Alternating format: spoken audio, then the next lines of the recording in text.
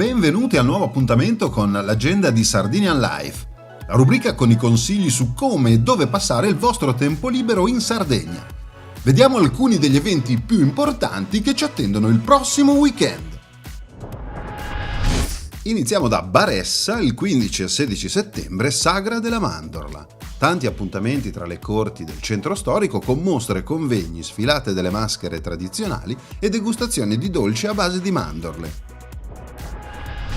Tutte le info utili le troviamo sul sito del comune di Baressa.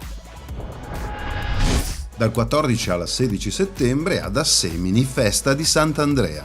Un intenso programma religioso si unisce a quello civile che si conclude la domenica con la sagra del pesce e tanta musica.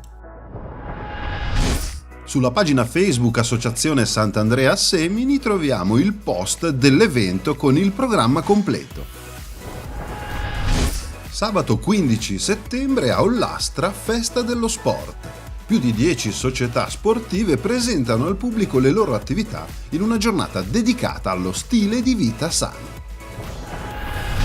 Autunno in Barbagia a Dorgali il 15 e 16 settembre. Un viaggio nel cuore della Sardegna alla scoperta di uno dei suoi paesi più rappresentativi tra buon cibo, storia e tradizioni. Sulla pagina di Autunno in Barbagia possiamo scaricare il programma con tutte le tappe della manifestazione. Dal 14 al 16 settembre, festa patronale ad Arzachena. Una 3 giorni di riti religiosi in onore dei santi patroni e un programma civile che vede il suo apice sabato con il concerto di Loredana Bertè. Maggiori dettagli sulla pagina Festa Patronale Arzachena, dove è possibile scaricare anche il programma completo. Vi ricordo che tutti gli appuntamenti sono online sulla pagina Facebook di Sardinian Life.